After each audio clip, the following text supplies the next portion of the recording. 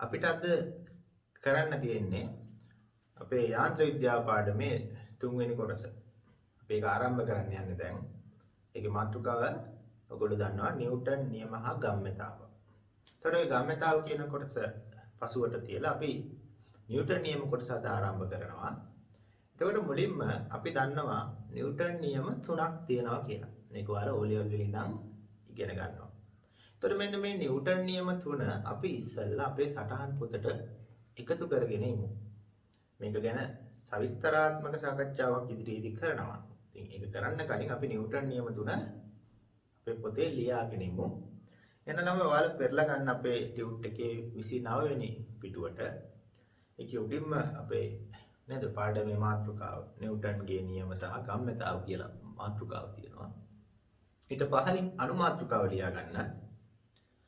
නිව්ටන්ගේ පළමු වන නියමය. නිව්ටන්ගේ පළමු වන නියමය.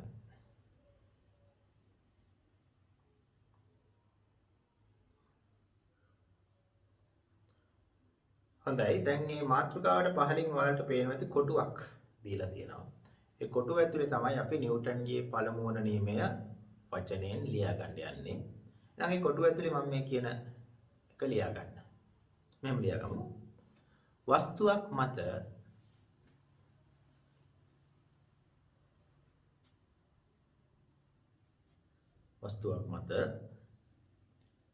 බාහිර අසමතුලිත බලයක්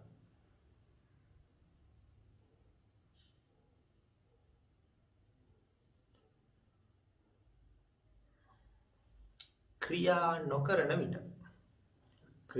නොකරන විට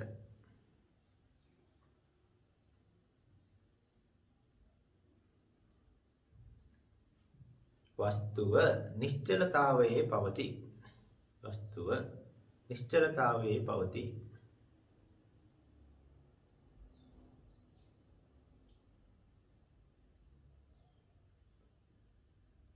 නැතහොත්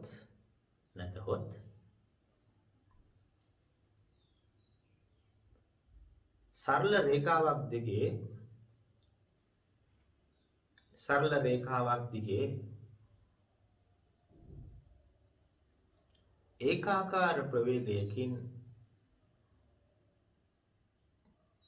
චලිත වේ. සරල රේඛාවක් දිගේ ඒකාකාර ප්‍රවේගයකින් චලිත වේ.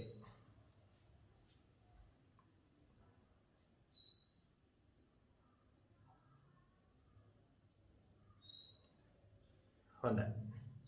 එහෙනම් ඊළඟ මාතෘකාව ලියා ගන්න. නිව්ටන්ගේ දෙවන නියමය.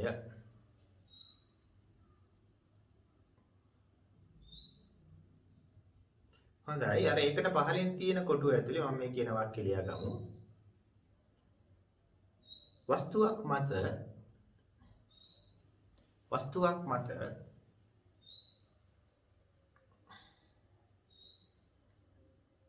බාහිර අසමතුලිත බලයක්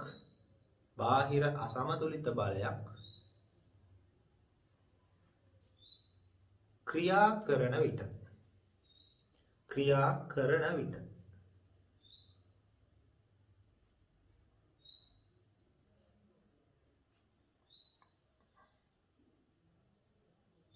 එම වස්තුවේ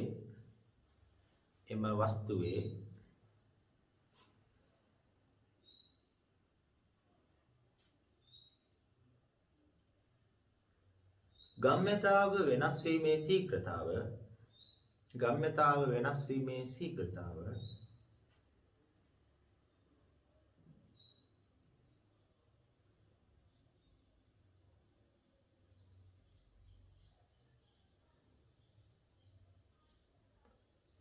වස්තුව මත ක්‍රියා කරන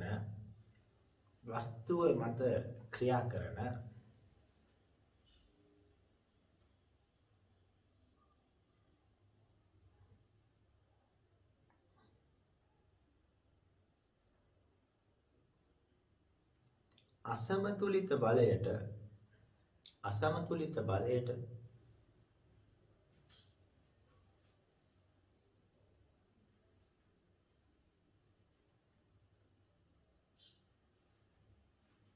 අනුලෝම ලෙස සමානුපාතික වේ. අසමතුලිත බලයට අනුලෝම ලෙස සමානුපාතික වේ.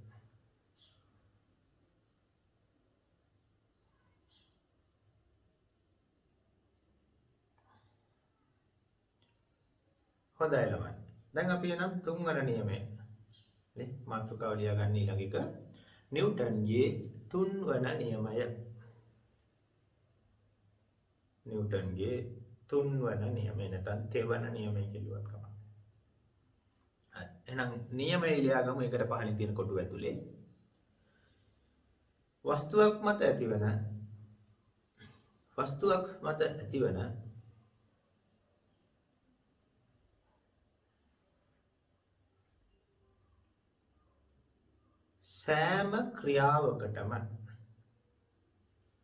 සෑම ක්‍රියාවකටම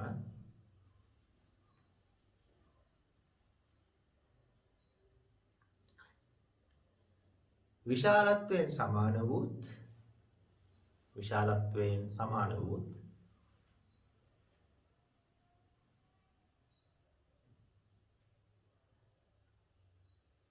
දිශාවෙන් ප්‍රතිවිරුද්ධ වූත්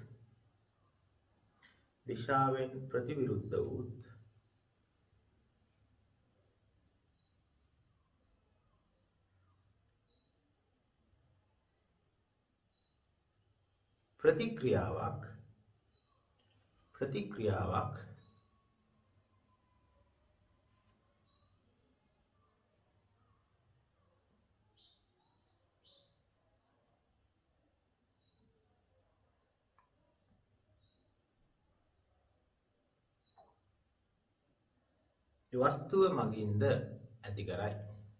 වස්තුව මගින්ද ඇති කරයි.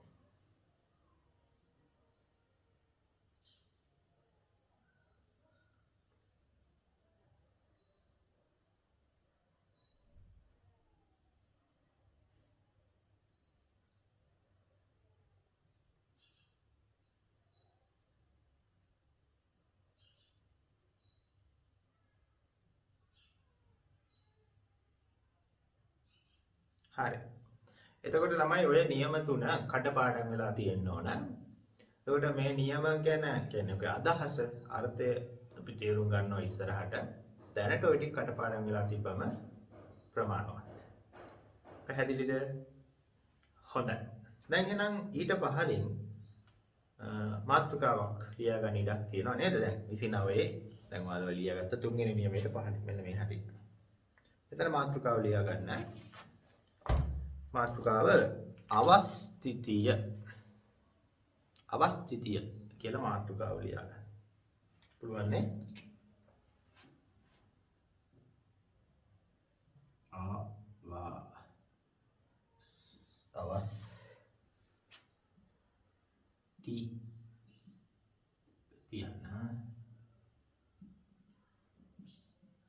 අවස්ථිතිය කියලා මාතෘකාව ලියා ගන්න. හොඳයි ළමයි අපි මේ අවස්ථිතිය කියන්නේ මොකක්ද කියලා ඉස්සෙල්ලාම බලමු. අවස්ථිතිය ගැන මෙන්න මේ විදිහට මම පොඩ්ඩක් ඔයාලට කියලා දෙන්නම්. අපි හිතමු අපි ගාව තියෙනවා ළමයි මොකක් හරි වස්තුවක්.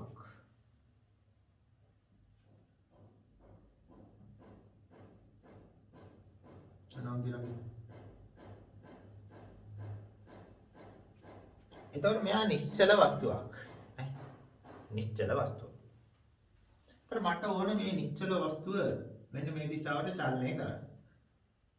මොකද්ද මම කරන්න ඕනේ එතකොට මෙයාට?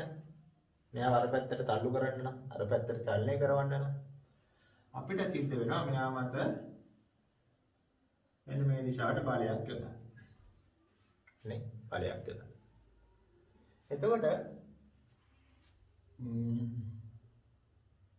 මේ බලය යොදලා මෙයාව අර පැත්තට අපි තල්ලු කරනවා. එතකොට මෙයාව චලනය කරන්න අපිට බලයක් යොදන්න සිද්ධ වුණේ ඇයි? මෙයා චලනය වෙන්න අකමැති නිසා. තේරුණාද? මෙයාගේ ගුණයක් තියෙනවා. ඒ චලනය වෙන්න අකමැත්තක්. ඒකකින්ද තමයි මේ බලයක් යොදපු නිසා චලනය වුනේ නේ. චලනය වෙන්න කැමති නම් බලයක් යොදන්න ඕනද? නෑ. නිකම්ම චලනය වෙනවා. බලයක් යොදුවේ නැතත් චලනය වෙවි තියෙන්න ඕන. එහෙම නෑ. චලනය කරන්න නම් බලයක් යොදන්න සිද්ධ වෙනවා කියන එකෙන් කියන්නේ මෙයා චලනය වෙන්න අකමැති. කියන්නේ මේ අපිට දකින මේ නිශ්චල වස්තු වල තියෙනවා චලනය වීමට දක්වන අකමැත්තක්. අන්න ඒකට අපි කියනවා ළමයි අවස්ථිතිය කියලා. තේරුණාද? මොකද්ද කිව්වේ? මේ අපිට හම්බෙන ගොඩක් වස්තු වල හැම නිශ්චල වස්තුවකම තියෙනවා චලනය වෙන්න දක්වන අකමැත්තක්. මේකින්ද තමයි එයාව බලෙන් තල්ලු කරන්න ඕන. නැත්තම් යන්නේ නැහැ. අන්නේ එයාලගේ තියෙන චලනය වෙන්න දක්වන අකමැත්තට අපි නමක් දෙනවා. ඒ ගුණයට අපි කියනවා එයාලගේ අවස්ථිතිය කියලා. හරි ඒක එකක්. තව උදාහරණයක් ගන්න. පොළොවක් මත සුමටයි කියලා දැන් අපි හිතමු. වස්තුවක් එනවා. වේගෙන් එනවා. චලනය මේ පවතිනවා දැන්ටමත් මෙයා. එතකොට මට මෙයාව නවත්තන්න ඕන නම් මම මොකද කරන්න ඕන? මේ පැත්තට දකුණු පැත්තට චලනය වෙන වස්තුවක් නවත්තන්න නම් අපි මොකද කරන්නේ? එයා මත වම් පැත්තට බලයක් යොදනවා නේ. ඒ කියන්නේ මොකක් මෙයාව නවත්තන්න මේ චලනය වෙමින් හිටිය වස්තුව නවත්තන්න අපිට බලයක් යොදන්න සිද්ධ වුණේ මොකද? මෙයා නිශ්චල වෙන්න අකමැති හින්දා නේද? මේ අවකාශයේ තියෙන චලනය වෙන වස්තු වලට ගති ගුණයක් තියෙනවා. එයාලා නිශ්චල වෙන්න අකමැති. එයාලා නවතින්න නැත්නම් නිශ්චල වෙන්න අකමැති හින්දා තමයි බලයක් යොදලා නවත්තන්න සිද්ධ වුනේ. අන්න ඒකත් අවස්ථිතියම තමයි. ඒකත් අවස්ථිතියම තමයි. මොකද්ද? නිශ්චලව පවතින වස්තු චලනය වීමට අකමැති. චලනය වීමෙන් පවතින වස්තු නිශ්චල වෙන්න අකමැති. ඔන්න ඔය තමන්ගේ ස්වභාවය වෙනස් කරගන්න දක්වන අකමැත්තට අපි ඒ වස්තු වල අවස්ථිතිය කියලා කියනවා. පැහැදිලිද? හරි සරලයි. ඔක තමයි අවස්ථිතිය. චලනය නිශ්චල වීම පවතින වස්තු චලනය වීමටත් චලනය වීම පවතින වස්තු නිශ්චල වීමටත් දක්වන අකමැත්ත. ඔන්න ඔක මතක තියාගන්න. එහෙම කටපාඩම් කරගත්තට කමන්නේ. ඕක තමයි අවස්ථිතිය කියන්නේ. ඉතින් ඕකින්ද තමයි නිශ්චලව තියෙන ඒවා චලනය කරන්න බලයක් යොදන්න සිද්ධ වෙන්නේ ඒගොල්ලන්ගේ අවස්ථිතිය නිසා. චලනය වීම පවතින වස්තු නිශ්චල කරන්න බලයක් යොදන්න සිද්ධ වෙන්නේ එයාලගේ අවස්ථිතිය නිසා. පැහැදිලිද? හොඳයි. එහෙනම් අවස්ථිතියට කරුණු කීපයක් කතා කරනවා. අවස්ථිතිය මාතෘකාව යටතේ පළවෙනි තරු ලකුණක් වගේ දාලා ලියාගමු. පළවෙනි කරුණ. නිශ්චලව පවතින වස්තුවක්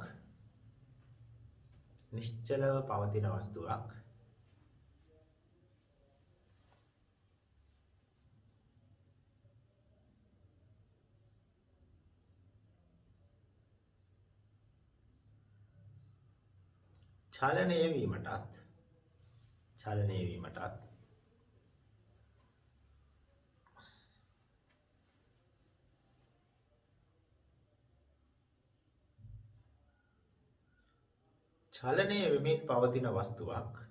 චලනය වෙමින් පවතින වස්තුවක්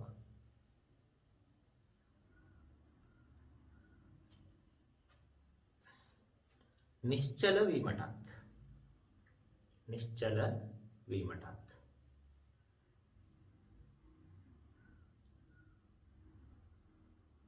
දක්වන අකමැත්ත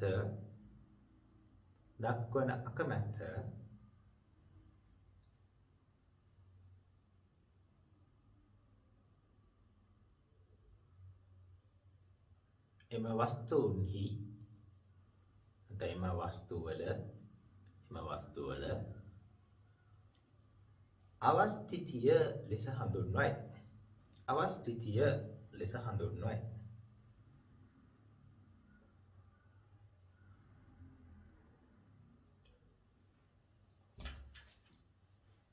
හරි.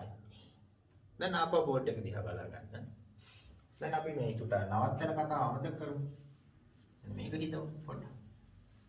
දැන් මට මෙයාව චලනය කරන්න ඕන. ඒකට කිසියම් බලයක් යොදනවා.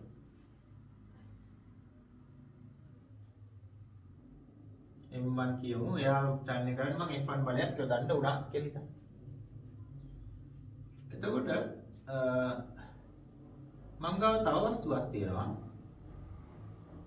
M2 කියලා එකක්. හැබැයි මේ M2 කියන එක M1 ට වඩා අඩුයි. එහෙනම් මෙයාව මොකක් හරි කිසියම් තොරණයකට ලක් කරන්න නැත්නම් චලනය කරන්න යොදන්න ඕන බලයත් F1 ට වඩා අඩුයි නේද? ඒ කියන්නේ එතකොට අපිට ඕන ලියන්න පුළුවන් F1 ට වඩා F2 අඩුයි. කියන්නේ මොකක් හරි වස්තුවක් මොකක් හරි තොරණයක් ලබා දෙන්න නැත්නම් චලනය කරන්න යොදන්න ඕන බලය තීරණය වෙනවා එයාගේ ස්කන්ධය මත. එහෙනම් වස්තුවක ස්කන්ධය වැඩි නම් එයා චලනය කරන්න වැඩි බලයක් යොදන්න ඕන. වස්තුවක ස්කන්ධය අඩුයි නම් එයාව චලනය කරන්න අඩු බලයක් තමයි යොදන්න ඕන. ඒ කියන්නේ ළමයි වස්තුවක ස්කන්ධය මත අපි යොදන්න ඕන බලය රඳා පවතී. තේරෙනව නේද? දැන් ස්කන්ධය වැඩි වස්තුවක් තල්ලු කරන්න ලේසි. ස්කන්ධය අඩු වස්තුවක් තල්ලු කරන්න අමාරුයි. තව විදිහකට ඒක අපිට කියන්න පුළුවන් හොඳට බලාගන්න. ස්කන්ධයේ වැඩි වස්තු චලනය වෙන්න තියෙන අකමැත්ත වැඩි. නේ? ඒකනේ වැඩි බලයක් දෙන්න ඕන තල්ලු කරන්න. ස්කන්ධයේ අඩු වස්තු චලනය වෙන්න දක්වන අකමැත්ත අඩුයි. ඒකනේ අඩු බලයක් දුන්නම චලනය වෙන්නේ. අන්න. ඒ කියන්නේ අකමැත්ත කියන්නේ මොකද්ද? අපි එකට අවස්ථිතිය කියලා කියනවා කියලා දැන් ඉගෙන ගත්තා. පොතෙත් ලියා ගත්තා. හොඳේ? එහෙනම් ස්කන්ධයේ වැඩි වස්තු වල අවස්ථිතිය වැඩි වන අතර ස්කන්ධයේ අඩු වස්තු වල අවස්ථිතිය අඩුයි කියලා නිගමනයකට එන්න පුළුවන්. හරිනේ නේ? ස්කන්ධයේ වැඩි වස්තු චලනය වෙන්න අකමැති. ඒක වැඩි. ඒක චලනය කරන්න අමාරු. කියන අවස්ථිතිය වැඩි ඒවා. ස්කන්ධය වැඩි. මොකක් හරි අවස්ථිතිය අඩුයි නම් එයාගේ ස්කන්ධය අඩුයි. ඉතින් ළමයි මේ ස්කන්ධය කියන එක මොකක් හරි වස්තුවක අපි අවස්ථිතියේ මිනුමක් කියලා සලකනවා. එන අවස්ථිතිය මනින්න අපි ස්කන්ධය කියන රාශිය භාවිතා කරනවා. අපි ඒක පාඩම් කරන්නේ එහෙමයි. වස්තුවක ස්කන්ධය යනු අවස්ථිතියේ මිනුමකි. කියන්නේ මොකක් හරි ස්කන්ධය වැඩි නම් එයාගේ අවස්ථිතිය වැඩි කියලා අපිට අදහසක් එනවා. මොකක් හරි ස්කන්ධය අඩුයි නම් එයාගේ අවස්ථිතිය නැත්නම් ඒ අකමැත්ත අඩුයි කියලා අදහසක් අපිට එනවා. ඉතින් ඔන්න ඔය කරුණු දෙක අපි ඊළඟ කරුණු දෙකක් විදිහට ලියාගමු. ඊළඟ තරු ලකුණ දාලා මේ කියන වාක්‍යය ලියාගමු.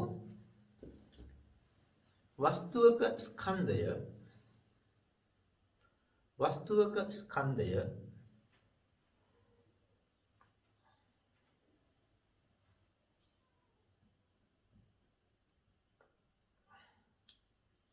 එහි අවස්ථිතියේ මිනුමකි. එහි අවස්ථිතියේ මිනුමකි.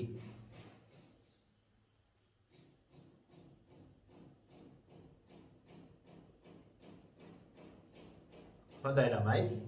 ඊළඟ කරුණ ලියා ගන්න. තර ලකුණ අවසාන කරුණ.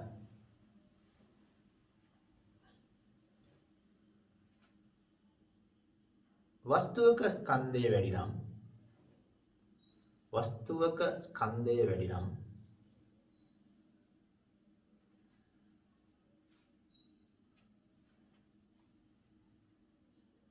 එහි අවස්ථිතිය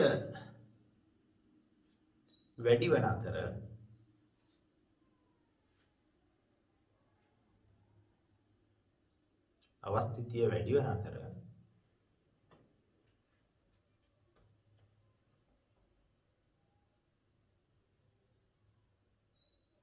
වස්තුවක ස්කන්ධය අඩු නම් එහි අවස්ථිතිය අඩුය. වස්තුවක ස්කන්ධය අඩු නම් එහි අවස්ථිතිය අඩුය.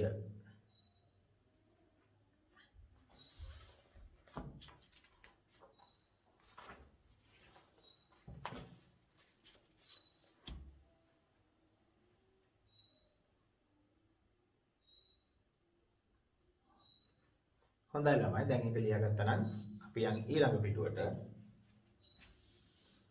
ඊළඟ පිටුවේ උඩින්ම අනුමාත්‍රිකාව ලියා ගන්න. ක්‍රියාව සහ ප්‍රතික්‍රියාව ක්‍රියාව සහ ප්‍රතික්‍රියාව.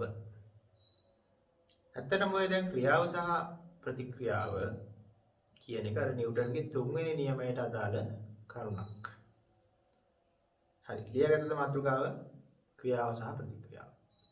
හරි ළමයි. එතකොට මේ නිව්ටන්ගේ තුන්වෙනි නියමනේ ඔය කියන්නේ නේද? බොහොම ප්‍රසිද්ධ නියමයනේ. බාහිර බලයකට වස්තුවක් මත ඇතිවන බාහිර බලයට විශාලත්වයෙන් සමාන වූ දිශාවෙන් ප්‍රතිවිරුද්ධ වූ ප්‍රතික්‍රියාවක් වස්තුව මගින් ඇති කරයි කියලා ඔහොම කතාවක් කියනවනේ. අන්න ඒක මොකද්ද මේ ක්‍රියාවක් හා ප්‍රතික්‍රියාවක් කියලා කියන්නේ? කියන එක තමයි අපි දැන් ඉගෙන ගන්න යන්නේ. ඒ වචන දෙකේ තේරුම. ඒ කියන්නේ තේරුමටත් වඩා ඒ වස්තුවක බල රූප සටහනක් දුන්නොත් ක්‍රියා මොනවාද ප්‍රතික්‍රියා මොනවාද කියලා අඳුනා ගැනීමේ හැකියාවක් අපිට තියෙනවා. ඉතින් ඒක තමයි අපි මෙතන ඉගෙන ගන්නේ. දැන් මාතෘකාව ලිව්වනේ ක්‍රියාව සහ ප්‍රතික්‍රියාව කියලා. හරි. අපි උදාහරණ තුනකින් තමයි මේක තේරුම් ගන්න. බලා ගන්න. පළවෙනියටම අපි ගමු මෙහෙම එකක්. පොළොව මත වස්තුවක් තියෙනවා.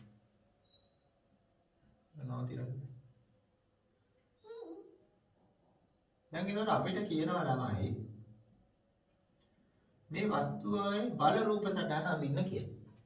ඒවා ඔයගොල්ලන්ට පුළුවන්. දැන් බල සමතුලිතතාව පාඩමේ අපි කරනවා. ඒකට බල ගත්තොත් අපි මුලින්ම අඳින්නේ මොකද්ද?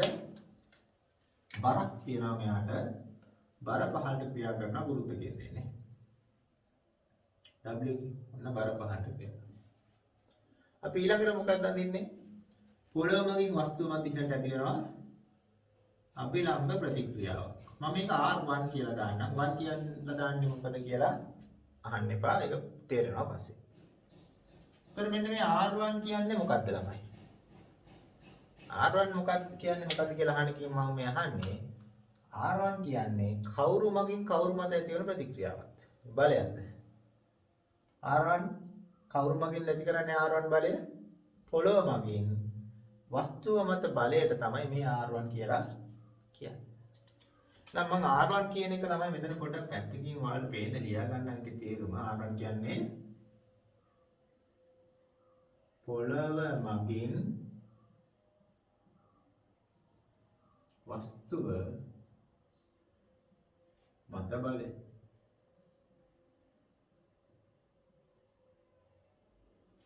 R1 කියන්නේ. එතකොට මේක ක්‍රියාව කියලා අපි හිතුවොත් මොකද්ද මෙයාගේ ප්‍රතික්‍රියාව? නැත්නම් මෙයා ප්‍රතික්‍රියාව කියලා හිතුවොත් මොකද්ද ක්‍රියාව? කට්ටියට හිතනවා ඇති W කියලා. මතක තියාගන්න W කියන්නේ මෙතන ප්‍රතික්‍රියාව නෙමෙයි. මෙයාගේ මෙන්න මෙහෙට එකක් තියෙනවා. මේ මොකද්ද? මම මෙහෙම බලයක් ගන්නොත්. ඒතර R1 කියන්නේ ළමයි මේ පොළොව මගින් වස්තුව මත බලයනේ. R2 කියන්නේ වස්තුව මගින් පොළොව මත බලය. ඒතර මේ R2 කියන බලය ළමයි පොළොව මත ඇතිවන බලයක්. වස්තුව මත ඇතිවන බලයක් නෙමෙයි. R1 කියන්නේ වස්තුව මගින් පොළොව මත. R2 කියන්නේ R1 කියන්නේ පොළොව මගින් වස්තුව මත. R2 කියන්නේ වස්තුව මගින් පොළොව මත. මම මෙතන R2 කියන එක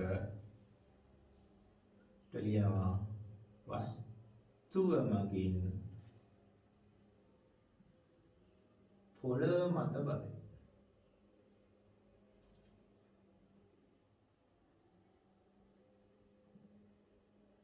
එතකොට මෙන්න මේ බල දෙක ක්‍රියා සහ ප්‍රතික්‍රියා වෙනවා. ඔන්න ඕක තමයි ක්‍රියාවේ ප්‍රතික්‍රියාව කියන්නේ.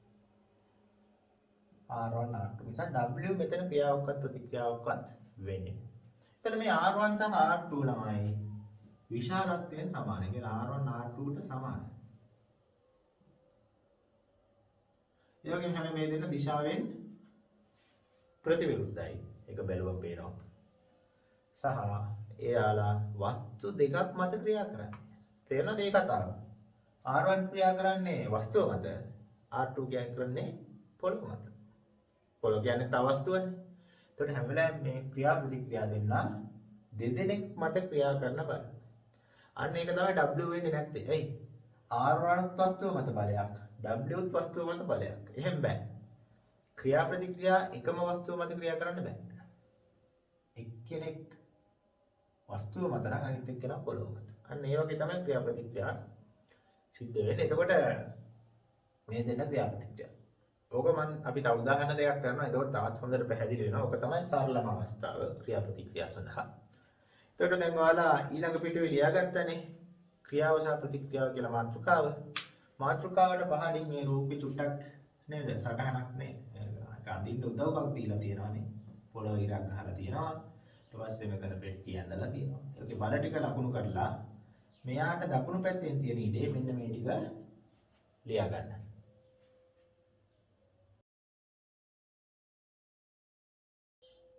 අපි ළමයි ක්‍රියාව සහ ප්‍රතික්‍රියාව අඳුර ගන්න තවත් උදාහරණයක් බලමු. මම ගන්නවා මෙන්න මේ වගේ උදාහරණයක්. හිතන්න වහලේ මත නෙවෙයි වහලේ මෙම තන්තුවක් යට ගහලා මේ තන්තුවේ පහළට වෙන්න වස්තුවක් එල්ලලා තියෙනවා. පෙට්ටියක් හරි මොකක් හරි වස්තුවක්. දැන් මේකේ තියෙන මෙන්න මේ පද්ධතියේ තියෙන ක්‍රියා ප්‍රතික්‍රියා අඳුර ගන්න අපි උත්සාහ කරමු.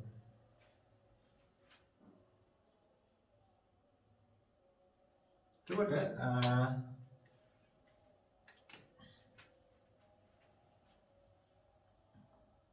මෙයාගේ බර පහළට තියෙනවානේ.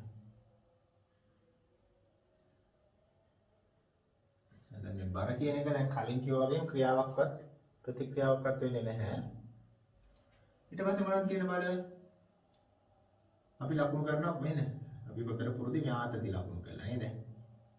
මම මේ ආතති T1 කියලා ගන්නම්.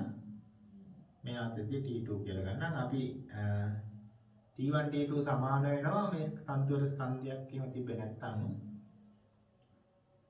මම T1 T2 කියලා දාන්නම්කෝ දැනට. අර මම මේ T1 කියන එක කොට මෙන්න මේ හැරේ ලිව්වොත් මොකක්ද ළමයි T1 කියන්නේ? T1 කියන්නේ මොකක්ද? කවුරු මගින් කවුරු මත බලයක්ද ඒක? තන්තුව මගින් වස්තුව මත බලයට තමයි මේ T1 කියන්නේ. තන්තුවෙන් මේ වස්තුව ඉහළට ඇදලා අල්ලන් ඉන්න බලය. දැන් T1 කියන්නේ මම අර්ථ කරනවා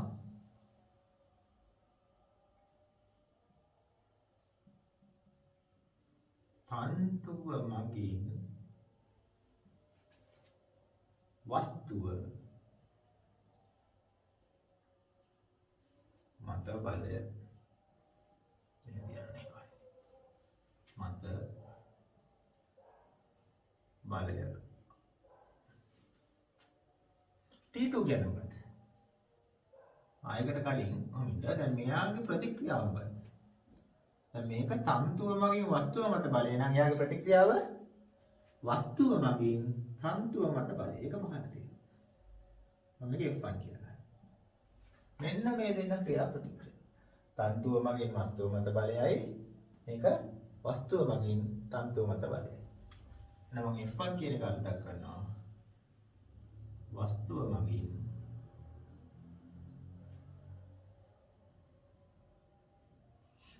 තන්තුව මත බලය. එතකොට මේ දෙන්නගේ විශාලත්ව සමානයි. ඒ කියන්නේ F1 T1 සමානයි.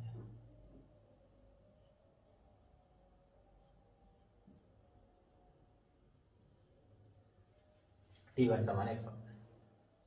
විශාලත්ව සමානයි දිශාවෙන් ප්‍රතිවිරුද්ධ. T2 කියන එක මොකක් මගින් මොකක් මත බලය? T2 කියන්නේ මොකක්ද? තන්තුවෙන් තන්තුව මගින් වහලය මත බලය තමයි නේ. මේ වහලේනේ. තන්තුව මගින් වහලය මත බලය තමයි T2 කියන්නේ. දැන් T2 කියන එක ලියන්න පුළුවන්.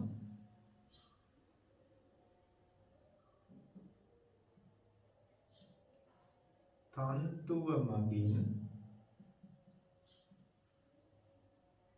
වහල මත බලය.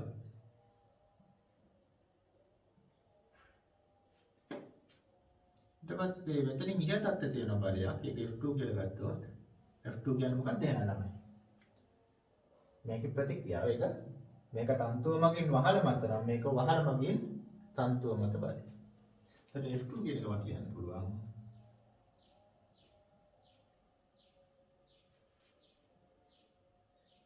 වහල මගින්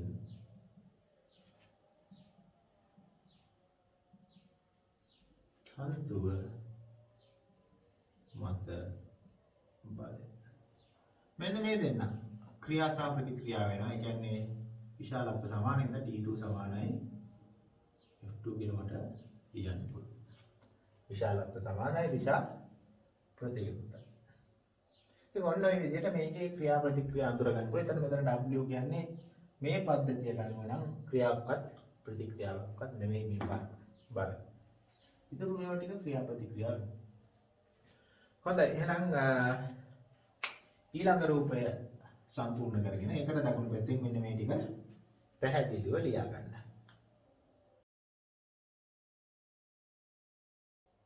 අපි ඊළඟ උදාහරණයට යමු. ඒකට මම ගන්නම් මේ වගේ අවස්ථාවක් වස්තුවක් තියෙනවා පොළව මත. අපි හිතමු මේක දැනට හිතමු අපි සුබටයි කියන්නේ ඝර්ෂණයක් මොකුත් නැහැ කියලා. තර මෙයා මත පොළව මත වස්තුවක් තියලා අර වස්තුව තන්තුවක් මෙහෙම ගැට ගහලා තන්තුවක් තියෙනවා. ඊට පස්සේ මෙතන අතෙන් මේක අල්ලගෙන දැන් මම මේ අත අඳින්නේ මිනිහෙක්ගේ මතින් මෙයාව අල්ලගෙන මේ අතින් මේක අදිනවා දකුණු පැත්ත. අන්න වගේ එකක් හිතන්න. හරිද? අතින් මේ වස්තුව වෙනට අදිනවා.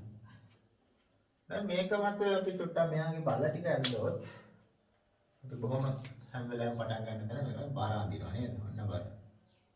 වෘත්ත කේන්ද්‍රයෙන් පහට. අපි දැන් දන්නවා බාර කියන්නේ ක්‍රියා ප්‍රතික්‍රියා මුකුත් නෙවෙයි වෙන්නේ නැහැ. හැබැයි ඊට පස්සේ මෙතනින් ඉහළට අපි අභිලම්බ ප්‍රතික්‍රියාවක් තියෙනවා. ඒක R1. එතකොට මෙයාගේ ප්‍රතික්‍රියාව පහළ තියෙනවා R2 නේ. එතකොට ඔන්න මේ R1 R2 කියන්නේ ක්‍රියා ප්‍රතික්‍රියා යුගලක්. එතකොට මම මෙතන R1 කියන එක හඳුන්වුවොත් R1 කියන එක ලියන්න පුළුවන්. මොකද්ද? එතකොට අපි දන්නවා R1 R2 ට සමානයි. මේ දෙන ක්‍රියා ප්‍රතික්‍රියා R1 කියන්නේ පොළොව මගින් වස්තුව මත බලය.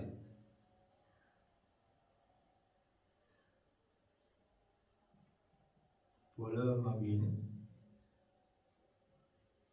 වස්තුව මත යොදන බලය තමයි R1 කියලා කියන්නේ. එහෙනම් මේ R2 මොකද්ද? වස්තුව මගින් පොළොව මත බලයනේ. ඔන්න ක්‍රියා ප්‍රතික්‍රියා යුගලයක් බලන්න. වස්තුව මගින්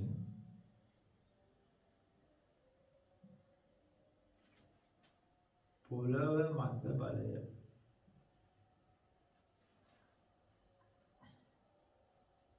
ඊළඟ තව එකක් මෙතන මම අඳින්නම්. මෙතන ආතතියක් තියෙනවානේ. මේ ආතතිය මොකක්ද? කවුරු මගින් කවුරු මත බලයද? මෙයාගේ තන්තුව මගින් වස්තුව මත බලය. ඒක T1. T1 කියන එක මට ලියන්න පුළුවන්.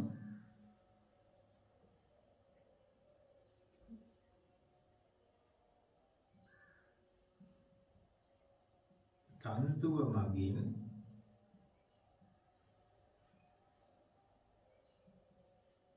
වස්තුව මත බලය. එහෙනම් මේකේ ප්‍රතික්‍රියාව වස්තුව මගින් තන්තුව මත ඇති කරනවා. මෙන්න මේ පැත්තට බලයක්. ඒක F1 කියලා ලියන්න. ඒතර F1 කියන්නේ T1 ගේ ප්‍රතික්‍රියාව. ඒතර F1 කියන එක මට ලියන්න පුළුවන්. T1 කියන්නේ තන්තුව මගින් වස්තුව මත නම් F1 කියන්නේ වස්තුව මගින් තන්තුව මත බලය. එතකොට මේ දෙන්න ක්‍රියා ප්‍රතික්‍රියා වෙනවා. එතකොට මට ඕන ලියන්න පුළුවන් මොකද්ද?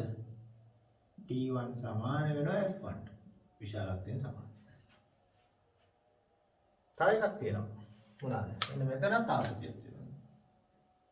T2. T2 කියන්නේ මොකක්ද?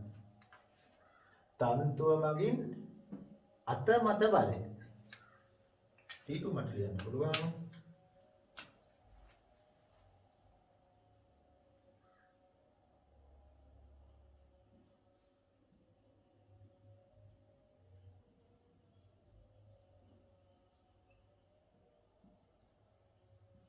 ඊළඟට අපිට ලියන්න පුළුවන් තන්තුව මගින්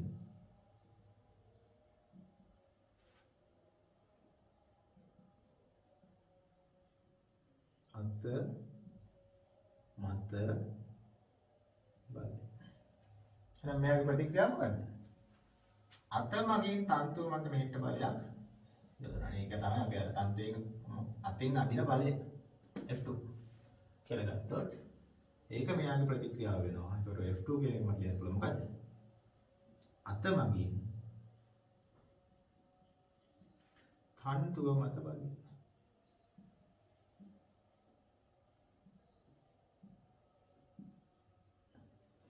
මේ දෙන්න විශාලත්වයෙන් සමානයි දිශාවෙන් ප්‍රතිවිරුද්ධ ක්‍රියා ප්‍රතික්‍රියා කියලා අපිට හඳුන්වන්න පුළුවන්. තේරෙනවද? ඒතර මෙන්න මේ වගේ පද්ධතියක ওই ටික තමයි. ඉතින් ඔය වගේ ඕනෑම බල පද්ධතියක මේ ක්‍රියා ප්‍රතික්‍රියා අඳුරගන්න අපිට පුළුවන් වෙන්න ඕන. ඒක තමයි ඇත්තටම මේකෙන් අපි බලාපොරොත්තු වෙන්නේ. හැබැයි ඒවා ටික ටික පුරුදු වෙන්න. තේරෙනවද? දැන් මේ උදාහරණ තුනක් දුන්නේ. මේ තුන පුළුවන් වුණා කියලා හැම එකම පුළුවන් වෙන්න ඕන කියලා ගන්න කාලයත් එක්ක ටික ටික ගණන් හදද්දී ඔයාලට ඉබේම මේක පුහුණු වෙනවා. හරි. එහෙනම් එතකොට ඒ 29 වෙනි පිටුවේ යටම හරියේ නේද? මේ රූපේ දීලා තියෙනවා. රූපේ සම්පූර්ණ කරගෙන ඒ රූපෙට පහලින් මෙන්න මේ ටික ලියා ගන්න.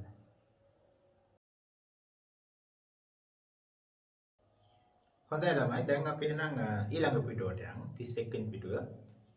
ඒකේ උඩම මාතෘකාව ලියා ගන්න.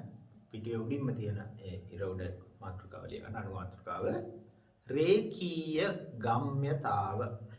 රේඛීය ගම්‍යතාව. වරහන් නැත්නම් ඒකේ සංකේතය දාගන්න කැපිටල් P කියලා. ගම්‍යතාවට අපි පාවිච්චි කරන්නේ කැපිටල් P අකුර. හරිම සරල දෙයක් මේ ගම්‍යතාව කියන්නේ. බලමු. මේක අර දක්වන්නේ මෙහෙමයි. අපි හිතමු ස්කන්ධයක් තියෙනවා. එම් ස්කන්ධයක් තියලා ගියොත් අපි ගමු. එම් ස්කන්ධයක් තියෙන වස්තුවක්. එතකොට අපි හිතමු මෙයා නිශ්චල නැ චලනය වෙනවා. v වේගෙන් චලනය වෙනවා. එතකොට මෙයාගේ ගම්‍යතාව කවුරුද හොයන්න කිව්වොත් ගම්‍යතාව කියන්නේ ළමයි මෙයාගේ ස්කන්ධයේ ප්‍රවේගයේ ගුණිතය. ඔන්න ඔබ තමයි මෙයාගේ රේඛීය ගම්‍යතාව. ස්කන්ධයේ ප්‍රවේගයෙන් ගුණ කරාම අපිට ගම්‍යතාව ලැබෙනවා. ඔක අපි කටපාඩම් කරගන්නවා. මේ අතන අදාළ අංකය ඔයගොල්ලෝ දාන්න දැන් ඔයගොල්ලෝ දන්නව නේද? හරි. එහෙනම් මෙයාගේ ඒකක මොනවාද ළමයි? විශේෂ ඒකකයක් නැහැ. මේකෙන් හදලා ගන්න. ස්කන්ධයේ ඒකක මොනවාද? කිලෝග්‍රෑම්. ප්‍රවේගයේ ඒකක ms ඍණ එක. ඒතකොට kg ms ඍණ එක තමයි ළමයි ගම්‍යතාවේ ඒකක. ඒ වගේම මතක තියාගන්න. මෙයා දෛශිකය. ගම්‍යතාව කියන රාශිය දෛශිකයකි. එතකොට මේ ගම්‍යතාවේ මෙයාගේ ගම්‍යතාවේ දිශාව මොකක්ද? එතකොට මෙයාගේ මේ ප්‍රවේගයේ දිශාව තමයි ගම්‍යතාවේ දිශාව වෙන්නේ. ප්‍රවේගයේ දිශාවටම තමයි ගම්‍යතාවත් පවතින්නේ. එහෙම තමයි. නැත්නම් ප්‍රවේගයේ තියෙන පැත්තට අනිත් පැත්තට ගම්‍යතාව තියෙන්නේ නැහැ. ප්‍රවේගයේ දිශාව තමයි ගම්‍යතාවයේ දිශාව වෙන්නේ. හරි. දැන් මේ ටික අඳ ගන්න කලින් මෙන්න මේ රූපේ මෙන්න දකුණු පැත්තේ ඔයගලන්ට අර ලියා ගන්න අවශ්‍ය ඉඩ දීලා තියෙන්නේ. මෙන්න රූපෙට දකුණු පැත්තේ මෙන්න මේ හරිය මම මේ කියන වාක්‍ය ලියා ගන්න. ලියගමු. වස්තුවක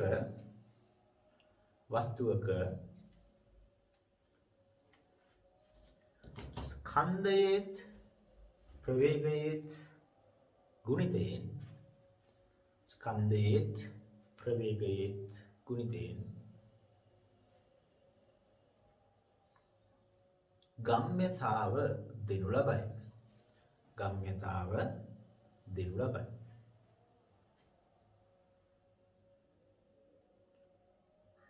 හොඳයි. දැන් මේක ලියාගත්තට නේ. එහෙනම් මෙතන මේ රූපය සම්පූර්ණ කරගන්න. ඊට දකුණු පැත්තෙන් මේ අපි ලියාගත් එකට පහලින් මෙන්න මේ ටිකත් ලියාගන්න. හොඳයි. එහෙනම් තමයි නෝට් එක සම්පූර්ණ කරගන්න. දැන් අපි ඊළඟ මාතෘකාවට යන්නේ.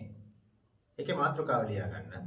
එතකොට ගම්මිතාව ලියාගත්තනේ. ඊටන්ට පහලින් මාතෘකාව ලියා ගන්න. ආපහු ලියා ගන්න නිව්ටන්ගේ දෙවන නියමය කියලා ලියා ගන්න. නිව්ටන්ගේ දෙවන නියමය. එතකොට මේ නිව්ටන්ගේ දෙවන නියමය අපි ආපහු ටිකක් ගැඹුරට දැන් කතා කරන්නේ. නිව්ටන්ගේ දෙවන නියමය. හරි. එතකොට අර පහල ඒකට පහලින් දීලා තියෙන කොටුව දීලා තියෙන්නේ අර නිව්ටන්ගේ දෙවන නියමය ආපහු ලියා ගන්නම තමයි. හරි. එතකොට කලින් ලියපු එක මම ආපහු කියවන්නම්. ඒක ඔය කොටුව ඇතුලේ ලියා ගන්න. හරි. මෙහෙම ලියා ගමු කොටුව ඇතුලේ. වස්තුවක් මත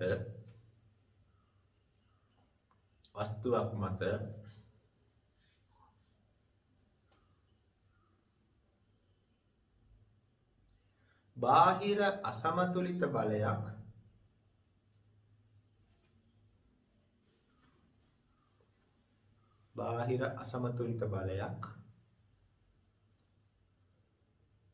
ක්‍රියා කරන විට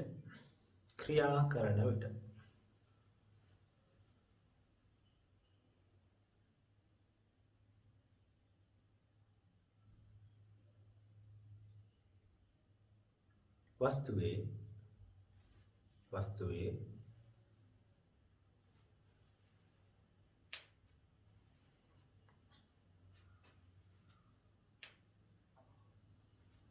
ගම්‍යතාව වෙනස් වීමේ ශීඝ්‍රතාව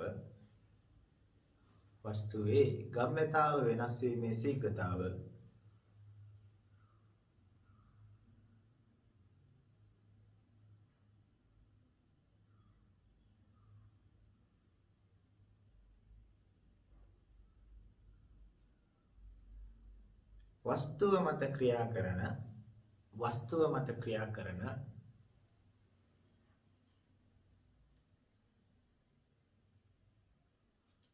ක්‍රියා කරන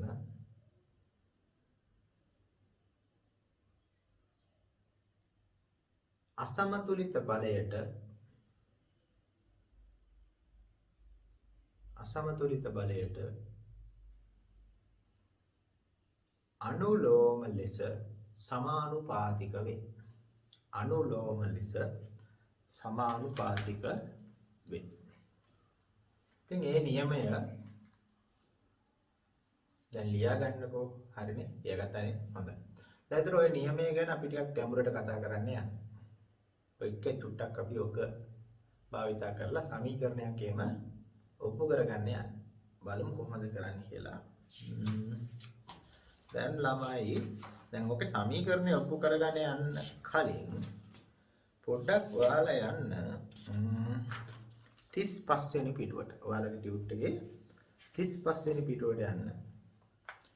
පිටුව හිස් පිටුවක් තියෙන්නේ. ඒ 35 වෙනි පිටුවයි 36 වෙනි පිටුවයි තියෙන ඔයාලට මොනාරි අමතර කරුණු තිබ්බොත් ඒවා ලියා ගන්න. ඒ 35 වෙනි පිටුව හිස් පිටුවක්නේ. උඩින්ම මාතෘකාවක් ලියා ගන්න.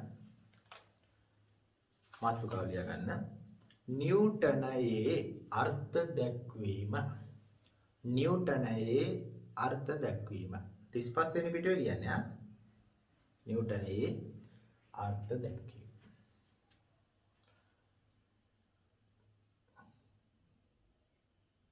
ලියගත්තද? හරි. ඒ කියන්නේ දැන් අපි ඉගෙන ගන්නනේ දැන් බල එපාඩ මෙහෙම නිව්ටන් වලින් තමයි අපි මේ බල ලකුණු කළේ. එහෙම. එතකොට මේ නිව්ටන් කියන්නේ බලය මන්නේකය කියලා අපි දන්නවා. ඊළඟට මේ නිව්ටන් එකක් කියන්නේ කොච්චරද? ඒක කොහේ අර්ථ දක්වලා තියෙන්න ඕන. නිව්ටන් එකක් කියන්නේ මෙච්චරක්. අන්න ඒක අර්ථ දක්වන ආකාරය තමයි දැන් කියලා දෙන්නේ. අපි හිතමු මෙහෙම. අපි ගාව මොකක් හරි වස්තුවක් තියෙනවා. වස්තුව. පොළේ සුමට පොළොවක් මත තියෙන සුමටයි කියන්නේ. එතකොට මෙයාගේ ස්කන්ධය අපි හිතමු කිලෝග්‍රෑම් 1යි කියලා. කිලෝග්‍රෑම් 1. අපි මෙයාට බලයක් දෙනවා. දැන් ටික ස්පීඩ්. එතකොට අපි දන්නවා මේ බලයේ දිශාවට මෙයා ත්වරණය වෙනවා. අපි මේ දීපු බලයෙන් ඉන්න මෙයා ත්වරණය වෙනවා. තප්පර වර්ගයට මීටර් 1ක ත්වරණයකින්. 1 ms ඍණ 2 ත්වරණය. ඒ කියන්නේ කිලෝග්‍රෑම් එකක ස්කන්ධයක් 1ms ඍණ 2 ත්වරණයෙන් ත්වරණය වෙනවා නම් එයාට දීලා තියෙන බලය ළමයි හරියටම නිව්ටන් එකක් වෙන්න ඕන. අන්න ඕක තමයි නිව්ටන් කියන ඒකකයේ අර්ථ දක්වන ක්‍රමය. ඒ කියන්නේ මෙහෙම කියන්න පුළුවන්.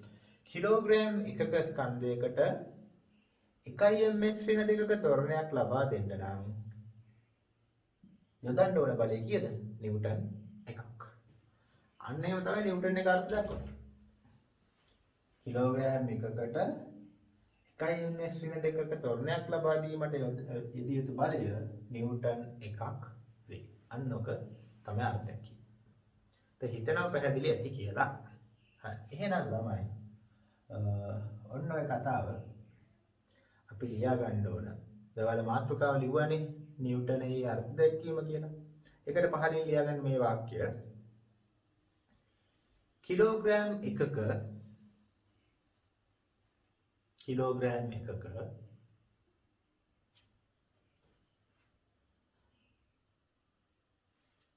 ස්කන්ධයක් සහිත වස්තුවකට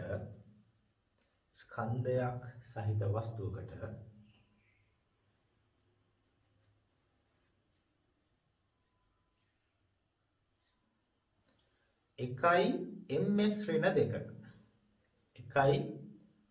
ඍණ 2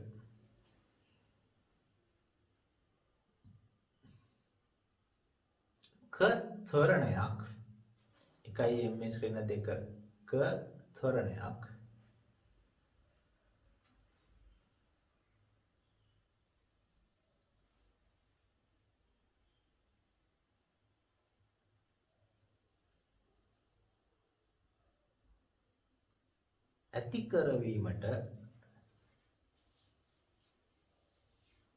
ඇති කරවීමට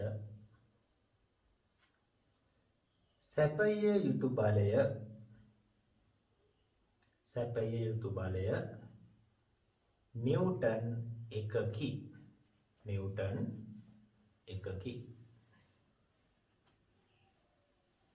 නිව්ටන් එකකි. හොඳයි. ඉතින් ඔය අර්ථ දෙකෙන් මතක තියාගන්න ඕන. ආපහු එන්න ළමයි 31 වෙනි පිටුවට. අර අපි නිව්ටන්ගේ දෙවන නියමයේ දෙවන වරටත් ලියාගත්තේ. එන්න එතනට එන්න. 31 වෙනි පිටුව පෙරලාගෙන බෝඩ් එක දිහා බලන්න. හරි. දැන් මම ගන්නම් පොඩි අවස්ථාවක් මෙහෙම. ස්කන්ධයක් තියෙනවා. වස්තුවක් කියමු. n ස්කන්ධයක් තියෙනවා. මම පොළව අදින්න නැතුව ඉන්නකෝ. පොළෙන්. එතකොට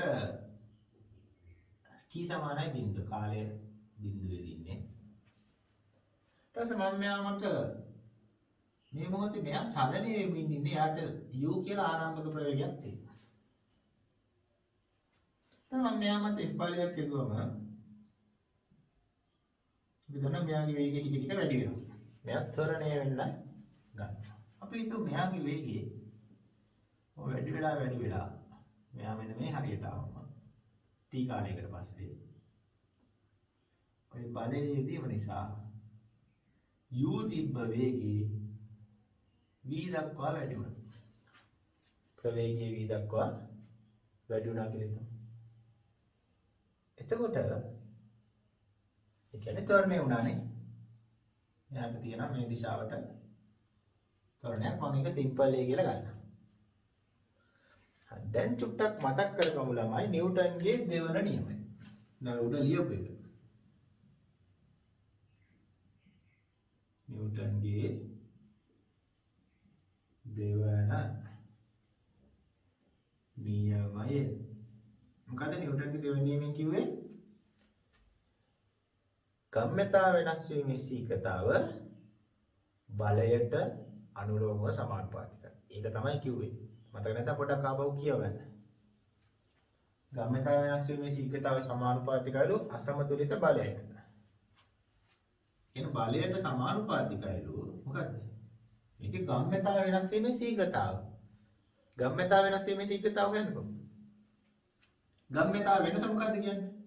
අසුගම්‍යතාව mv නේ.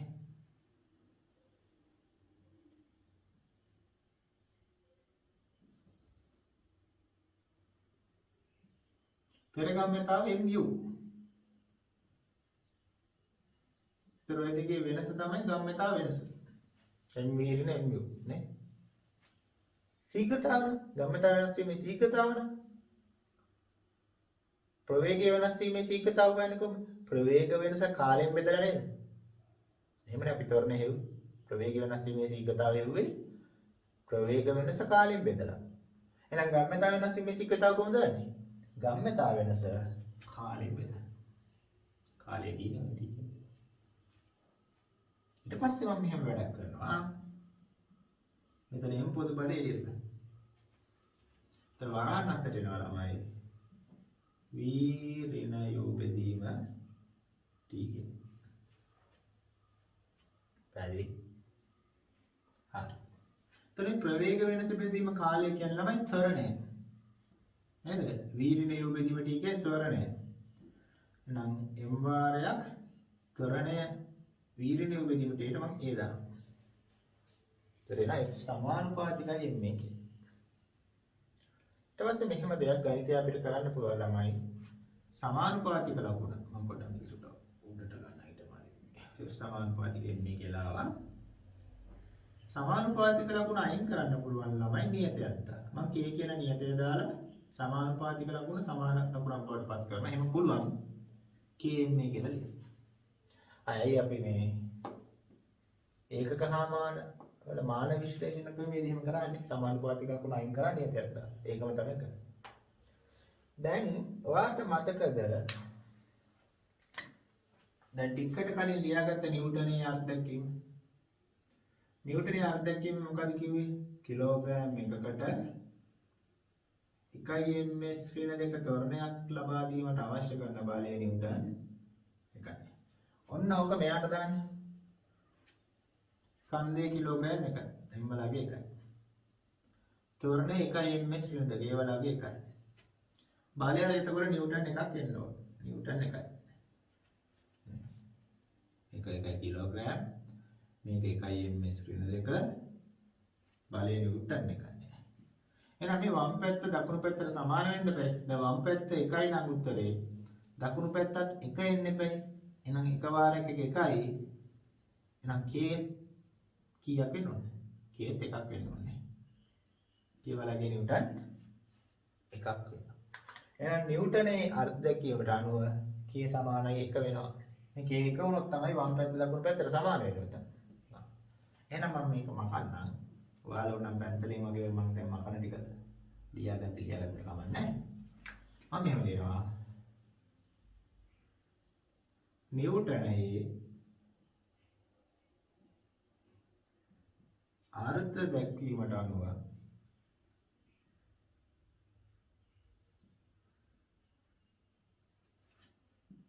k සමානයි 1 වේ. k එක වුණාම මොකද්ද මේ සමීකරණය තව සරල වෙනවා. k එක වුණාම f සමානයි m a කියලා නම් මොකද k එක වුණා ඉඳනේ. ඒතකොට අපිට එනවා f සමානයි m a. ඔන්න ඔය සමීකරණය තමයි අපි මෙතනින් පස්සේ වැඩිපුරම භාවිතා කරන සමීකරණය මේ පාඩමේ. ගොඩක් ප්‍රසිද්ධයි. ඔයාලත් මම හිතන්නේ ඕල් වල මේකෙන් ගණන් හදලා තියෙනවා. ඒතකොට ඒක ඔප්පු කරන එක තමයි කරේ. මේ ඔප්පු කරන එකත් මම හිතන්නේ ඕල් වල ඉඳන් ඔයගලන්ට තිබ්බා. හරි කොහොමවත් කමන්නේ දැන් ඔයගලන්ට තේරෙනවා නම් එච්චරයි. අපි මේක දාලා ගණන් එකක් දෙකක් අද හදනවා. හරි එහෙනම් දැන් ඔය මෙතන කොටු දෙක විතරක් ඔයාලට රූපය ඇඳලා දීලා තියෙනවා. මේ රූපේ සම්පූර්ණ කරගෙන රූපෙට පහලින් දීලා තියෙන ඉඩේ මේ ටික ලියා ගන්න.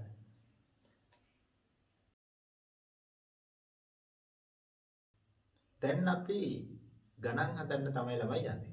ඒකට දැන් සිද්ධාන්තය ඉවරයි. නිව්ටන් නියමයේ සමාන m කියන සමීකරණ ඉගෙන ගත්තා.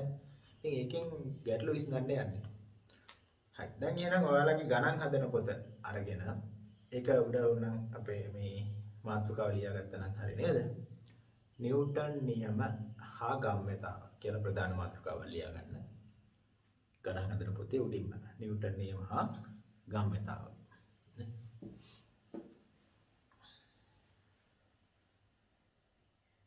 ඊට පස්සේ ඒකට පහලින් අනුමාත්‍රකාවක් ලියා ගන්න. අපි දැන් මේ ගණන් වලට කියන්නේ f සමානයි ma ආශ්‍රිත ගැටලු කියලා එහෙම ලියනවානේ. f සමානයි ma ආශ්‍රිත ගැටලු. f සමානයි ma ආශ්‍රිත ගැටලු කියලා අනුමාත්‍රකාවක් ලියා ගන්න. එතකොට f සමානයි ma ගණන් වලින් පළවෙනි ගණන අංක 1 දාලා මේ කියන ගාන ලියා ගන්න. පළවෙනි එක ලියගමු. समतला පාරක් දිගේ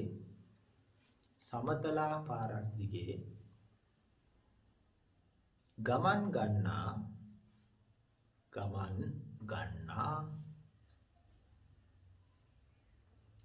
100 කිලෝග්‍රෑම් ස්කන්ධයකින් යුත්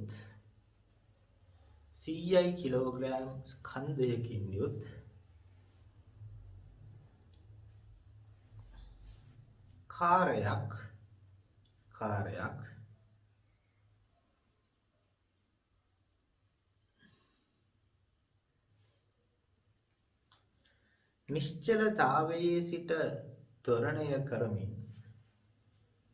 නිශ්චලතාවයේ සිට ත්වරණය කරමින්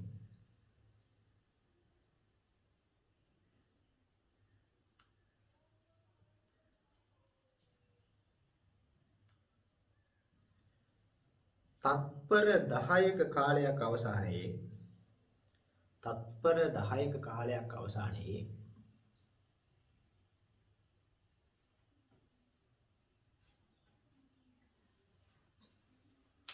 පහළවයි ms ඍණයක ප්‍රවේගයක් ලබා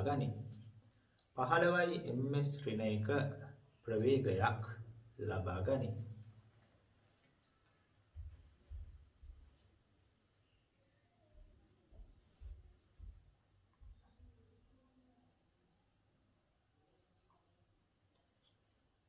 කාර්ය මත ක්‍රියා කළ ඝර්ෂණ බලය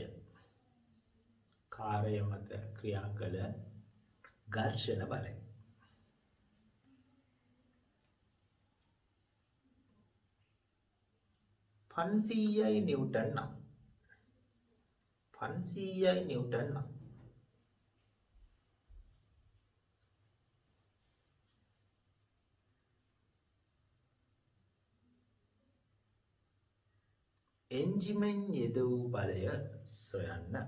එන්ජිමෙන් යෙද වූ බලය සොයන්න.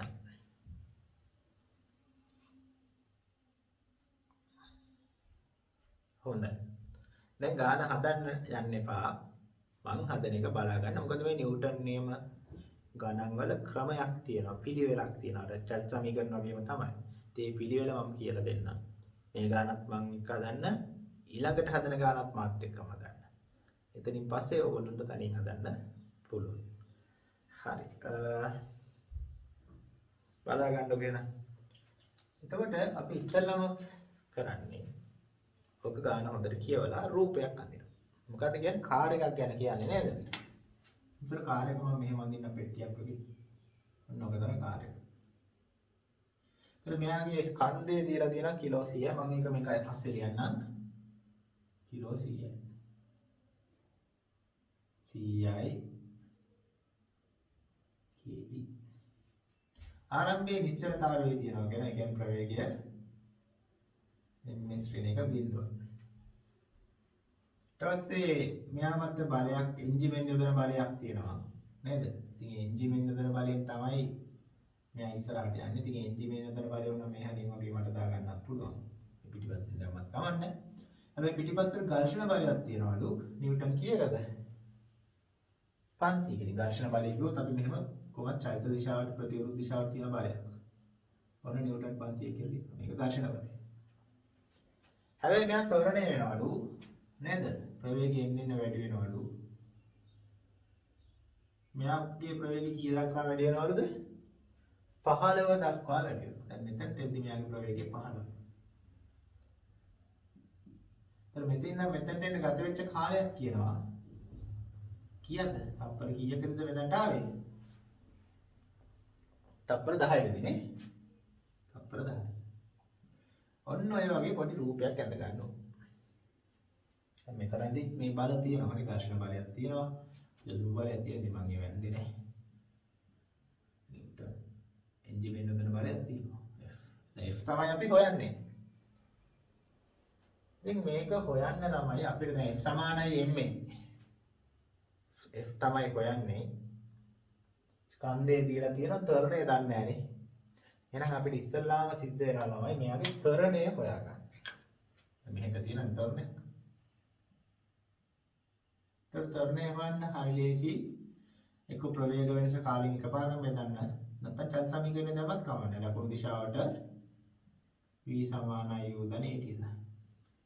එතන v කියන්නේ 15යි.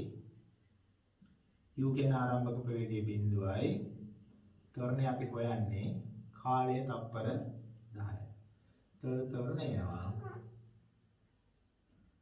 1.5යි ms විනාඩි. ත්වරණය හොයන්න. දැන් f හොයන එක තමයි අපේ ආරම්භය. ඉතින් දකුණු දිශාවට f සමාන m දාන්න තියෙන්නේ. ඒතර f සමාන m දාද්දිත් තමයි ඊතරයක් දාලා තමයි ලියන්නේ. නිකම්ම f සමාන m කියලා ලියන්නේ අර චලිත සමීකරණ වගේ තමයි. බලයේ දාලා f සමාන m දාන්න ඕන. දැන් f සමානයි m ගේ f කියන්නේ මොකක්ද ළමයි? F කියලා කිව්වේ අසමතුලිත බලය. හොඳට මතක තියාගන්න. අසමතුලිත බලය කියන්නේ සංප්‍රයුක්ත බලය. එතන මේ F කියන්නේ සංප්‍රයුක්ත බලය නම් මේ වස්තුව මත ක්‍රියා කරන දකුණු පැත්තට ක්‍රියා කරන සංප්‍රයුක්ත බලය මොකක්ද? F කියන්නේ සංප්‍රයුක්ත බලය. එතන මෙයා මත ක්‍රියා කරන සංප්‍රයුක්ත බලය දකුණු පැත්තට F බලයක් තියෙනවා වම් පැත්තට 500ක් තියෙනවා. එහෙනම් මෙයා මත ක්‍රියා කරන සංප්‍රයුක්ත බලයෙන් තමයි F ඍණ 500. තේරෙනවද? මේ F කියලා මෙයා දාලා ගන්න හදන්න බෑ. මෙතන මේ F කියන්නේ සංප්‍රයුක්ත බලය. සංප්‍රයුක්ත බලය ඉන්නේ මේ පැත්තට තියෙන බලයෙන් පිටිපස්සට තියෙන බලය අඩු කරනවා. තේරුණාද?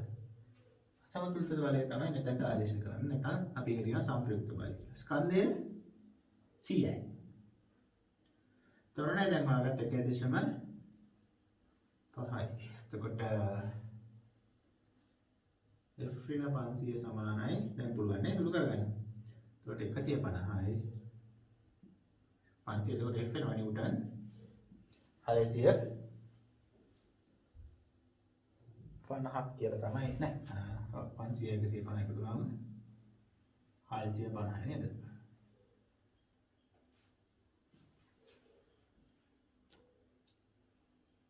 ඔව් 650යි නිව්ටන් කියලා අපිට උත්තරේ ලැබෙනවා. හොඳයි ළමයි ඔක තමයි ක්‍රමය. ඉතින් අපි තව ගානක් ඊළඟට හදමු. දැන් ඔක ඔයාලගේ සටහන් පොතට නැත්නම් ගණන් හදන පොතට එකතු කරගන්න. දැන් අපි දෙවෙනි ගාන ලියාගමු. අංක 2 කියලා දාලා මම මේ කියන එක ලියා ගන්න. බාල්දියකට ගැට ගසන ලද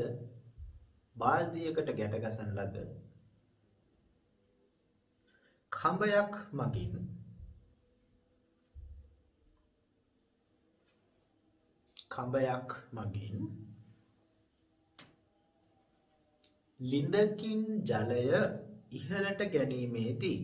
ලිඳකින් ජලය ඉහළට ගැනීමේදී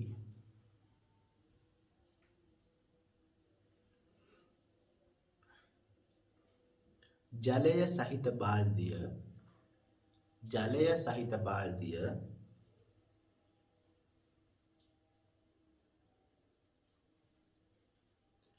1 ms ඍණ 2 ත්වරණයකින් ඉහළට ගමන් කරයි.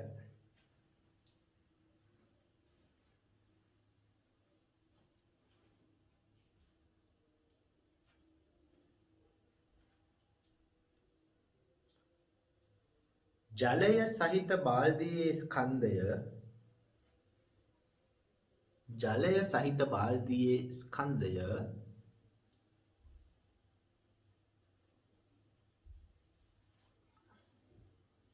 කිලෝග්‍රෑම් 10 නම් කඹයේ ආතතිය සොයන්න. කඹයේ ආතතිය සොයන්න. හරි. මේ ගාන ළමයි දැන් හදන්න පුළුවන්. ඒකෙච්චර අමාරු කන්නේ අර කලින් ගාන ටිකක් සමානයි. දිශාව විතරයි වෙනස්. ඉහළට යන චලිත වෙන අවස්ථාවක්. එහෙනම් පොඩි රූපයක් ඇඳලා බල සමානයෙන් මේ දාලා ඒ තන්ත්‍රයේ ආතතිය හොයන්න try එකක් දෙන්න. ඊට පස්සේ ගාන හදලා ඉවරලා මේ වීඩියෝ එක ආපහු දැන් කියන්නේ ගාන වීඩියෝ එක නවත්තලා ගාන හදලා ඊට පස්සේ වීඩියෝ එක ප්ලේ කරන්න. හොඳයි ළමයි. එහෙනම් දැන් මේ ගාන හැදුවනේ. චුට්ටක් බලා ගන්න මාත් හදලා පෙන්නන්නම්. දැන් ඔය මං අඳිනවනේ දැන් රූප සටහනේ පොඩි වෙනස්කම් තිබ්බොත් ඒවා ඔයගොල්ලෝ හදා ගන්න ඕනේ. හොඳයි. ඉස්සෙල්ලා බලා ගන්න. හදන්න එපා. හොඳට බලා ගන්න. දැන් යාර කියන්නේ බාල්දියක්. තන්තුරු කරගෙන ගන්න. ඔන්න තන්තුව මෙන්න බාල්දිය. ඔකේ වතුර පුරවලා තියෙනවා. මොකද කරන්නේ? ඊට පස්සේ අපිට දෙනවා මේ බාල්දියේ බර කීයයි කියලාද කියන්නේ?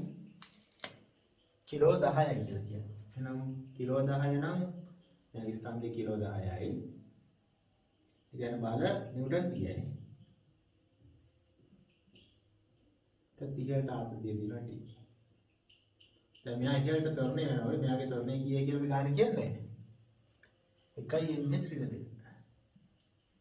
දැන් අපිට කියන්නේ ළමයි මේ ආතතිය හොයන්න කියලා. ඉතින් ඕක තමයි රූපේ. දැන් මේ රූපේ මොනවා හරි එක වචනයක් හරි අඩුයි නම් ඒක එකතු කරගන්න ඕන. හරි හරියටම. ඊට පස්සේ දැන් මම මෙයාගේ ඉහළට සමානයෙන් මේ දානවා බලා ගන්න. දැන් මෙයා යන්නේ ඉහළටනේ. ඒ යන දිශාවට හැම වෙලාවෙම S සමානයෙන් මේ දාන්න. ඒකට පැටලෙන්නේ නැහැ.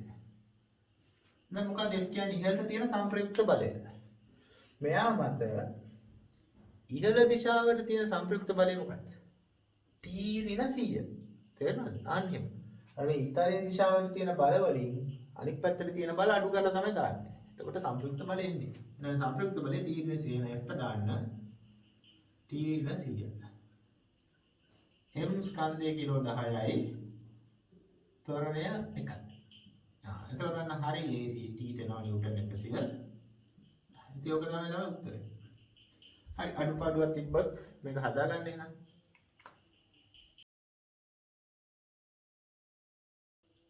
හොඳයි ළමයි අපි එහෙනම් තවත් ගානක් හදමු. ලියා ගන්න ඉස්සෙල්ලා ස්කන්ධය 1000 කිලෝග්‍රෑම් වන ට්‍රැක්ටරයක්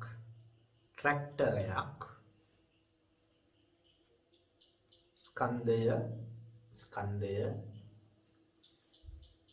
2000 කිලෝග්‍රෑම් වන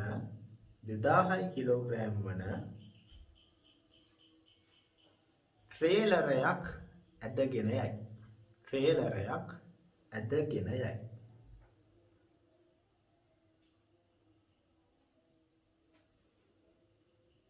පාරෙන්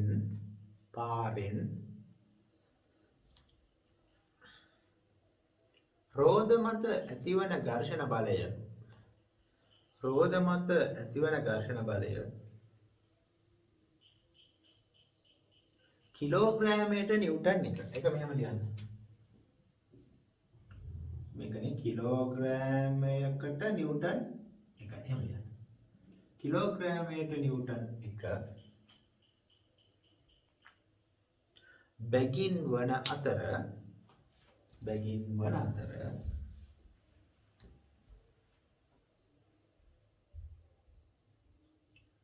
ට්‍රැක්ටර එන්ජිමෙන් යෙදවෙන බලය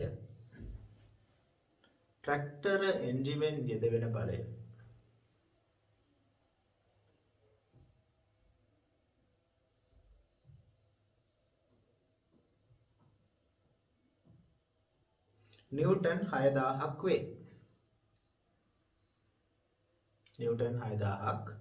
වේ.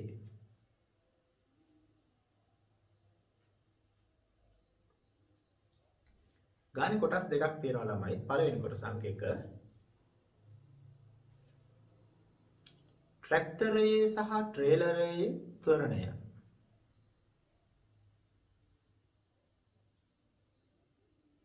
ට්‍රැක්ටරයේ සහ ට්‍රේලරයේ ත්වරණය.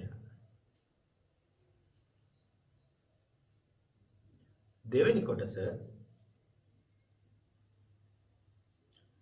ට්‍රැක්ටරය මගින් ට්‍රේලරය අදිනු ලබන බලය. ට්‍රැක්ටරය මගින් ට්‍රේලරය අදිනු ලබන බලය සොයන්න.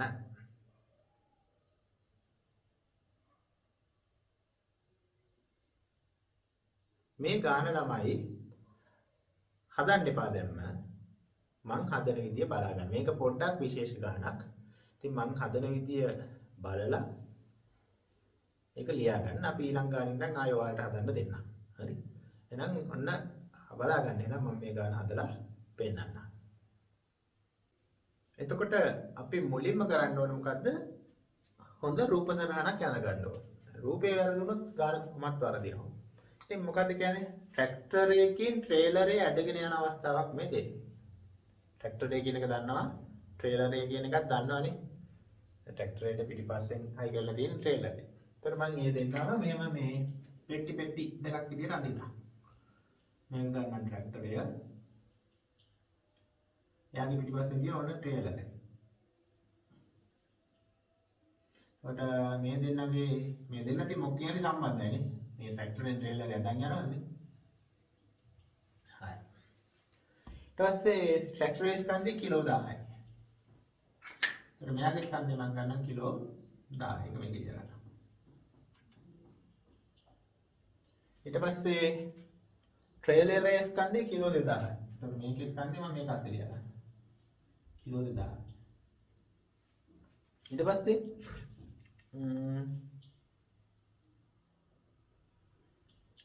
ඝර්ෂණ බලය දැන් මෙයා ට්‍රැක්ටරෙන් අන්තිමාරි ගාන කියනවා මෙතනින් යොදනවා කියන බලයක් කීයක්ද? නිව්ටන් 6000ක්. නිව්ටන් 6000ක් කියලා. ඊට පස්සේ ඝර්ෂණ බලය දීලා දෙනවා කිලෝග්‍රෑමයට නිව්ටන් එකයි. එහෙමනේ කියන්නේ. මේ කිලෝග්‍රෑම් එකකට නිව්ටන් එකයි. එහෙනම් මේ කිලෝග්‍රෑම් 1000ට නිව්ටන් 1000ක ඝර්ෂණ බලයක් තියෙනවා. එහෙනම් මේ කිලෝග්‍රෑම් 2000ට නිව්ටන් 2000ක ඝර්ෂණ බලයක් තියෙනවා. ඔන්න බල ටික. ඊට අමතරව එන්න මේ ආතති බල ටික තියෙනවා. ටිකේ තන්තුවක්. හරි මම පරිනේ සම්බන්ධ වෙන විතර මේ ආතති බලය.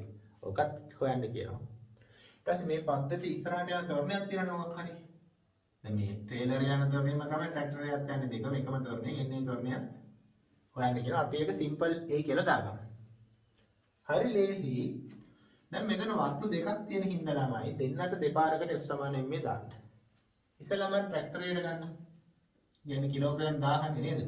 දැන් ඔය වස්තු දෙකක් තියෙන අවස්ථාවල F සමාන m නිකම්ම දාන්න මොකටද දාන්නේ කියලා කියන්න ඕන.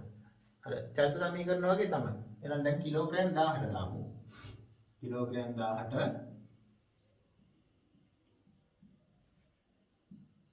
දකුණු දිශාවට සමාන m දාන්න. හරි. සංප්‍රයුක්ත බලය මොකද්ද? මෙයා මත 6000ක් තියෙනවා ඉස්සරහට.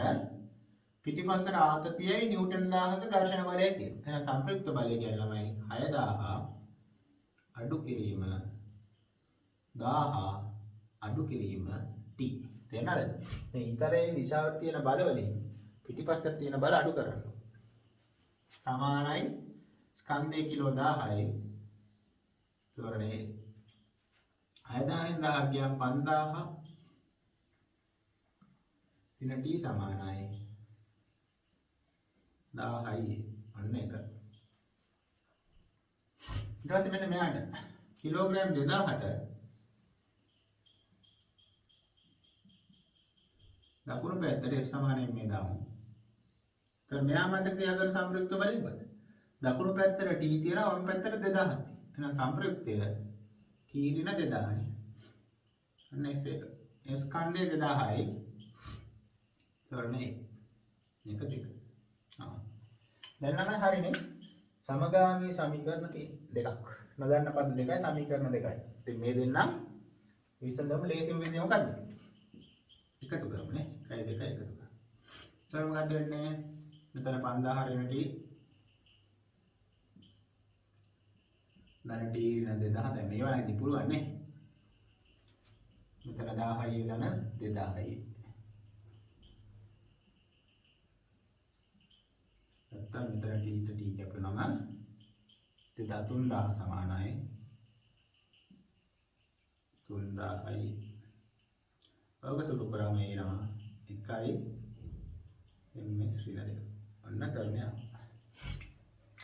ඊට ආතතිය හොයාගන්න පුළුවන් මේ ආපු උත්තරේ ආපහු මේ දෙකෙන් එකට ආදේශ කරන්න. ඒ සීමාවෙන් දෙකට ආදේශ කරනවා. දෙකට ආදේශ කරොත් මොකක්ද වෙන්නේ? t ඍණ 2000. t කියන්නේ ඒකනේ හොයන්නේ. t ඍණ 2000 සමාන වෙන්නේ මොකටද? 2000යි එන්නේ. කියන්නේ 2000 වාරයක් දැන් තෝරන්නේ හොයගත්ත එකයි කියලා. දැන් t යනවා කීයද? නිව්ටන් 4000. ඔන්න අපිට අවශ්‍ය උත්තර දෙක ලබා ගන්න. දැන් 1 2 කියලා දෙවිදිහකට දෙකක් කියලා මේ. දැන් මට දෙක මොන්නේ එකපාරම හොයාගත්තා. ඔන්න අදාළ උත්තර දෙක. පැහැදිලි? හොඳයි ළමයි. එතකොට මේක තමයි ගාන. එහෙනම් මේක පැහැදිලිව ඔයාගේ නෝට් පොතට එකතු කරගන්න. හොඳයි ළමයි. මෙන්න මේ ඊළඟ ගාන මෙහෙම ලියා ගන්න. ගානේ මම රූපය අඳින්නම්.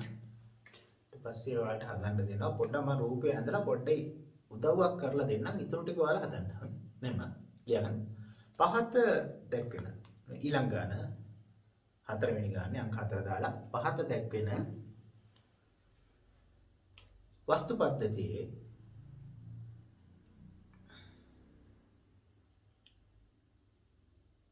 ත්වරණයත් තන්තුවේ ආතතියත් සොයන්න. ත්වරණයත් තන්තුවේ ආතතියත් සොයන්න. ගාන ලිවන පොඩ්ඩක් බලා ගන්න මම මේ රූපේ ඇඳලා දෙන්නම්. එතකොට මෙන්න මෙහෙමයි. අපි හිතමු මෙන්න මේ වගේ උදාහරණයක කප්පියක් තියෙනවා. ඉතින් කප්පියේ මෙහෙම තන්තුවක් දාලා ඕක මෙතන මොන හරි ස්කන්ධ දෙකක් යදනවා. මම ගන්නම්